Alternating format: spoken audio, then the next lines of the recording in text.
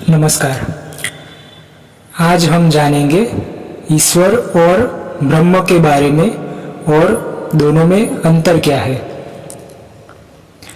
तो यहाँ पर ब्रह्म का मतलब जो सनातन परंपरा में वर्णित शीर्ष के 3 देवता ब्रह्मा विष्णु महेश में उल्लेखित ब्रह्मा की बात नहीं हो रही है। तो यहाँ ब्रह्म का मतलब है निर्गुण, निराकार और अकर्ता। अकर्ता मतलब ब्रह्म कुछ भी नहीं करता, परंतु ब्रह्म एकमात्र सत्य है। और ब्रह्म मतलब अद्वैत, एकमात्र, मतलब जीव और ब्रह्म अलग नहीं है, ब्रह्म मात्र है। इसीलिए ब्रह्म की कोई पूजा नहीं होती, क्योंकि पूजा करते ही उनको हमने 2 बना दिया। तो हम ये बात सुनते हैं कि हम ब्रह्म की उपासना कर रहे हैं। यह बात तात्विक दृष्टि से ठीक नहीं हुई, पर हालांकि इससे यह भाव समझ में आता है कि वह सत्य के निकट जाना चाहते हैं। ब्रह्म का और भी गहरा मतलब है, जब कुछ शेष नहीं है। ये सब जो आपको दिखाई देता है, ये आपके लिए बिल्कुल महत्वहीन हो जाए, आपका अहंकार शून्य हो जाए, तब ब्रह्म है।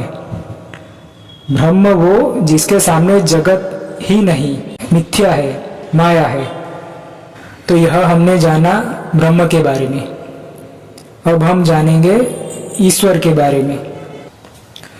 तो हमने जाना कि ब्रह्म वो जिसके सामने जगत है ही नहीं, परंतु हम वो लोग हैं जो जगत को मान्यता देते हैं।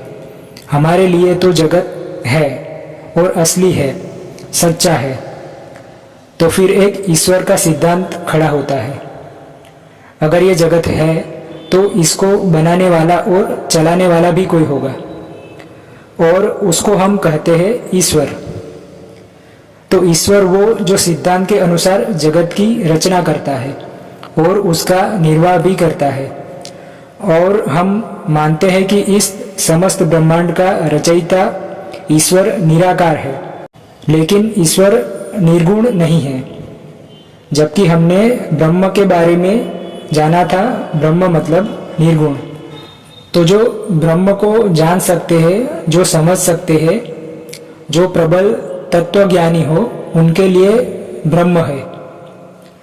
और जो आसानी से नहीं समझ पाते, जिनकी आंतरिक मोहमाया उन्हें अनुमति नहीं देती है जगत को मिथ्या देख पाने की, उनके लिए ईश्वर है। और जो निराकार ईश्वर में भी मन नहीं लगा सकते, तो फिर उनके लिए साकार देवी देवता है। तो इसीलिए सनातन परंपरा में आप आम जनमानस भी आसानी से परम सत्य के साथ जुड़ सके, इसीलिए देवी देवताओं के साकार रूपों के आराधना की परंपरा है।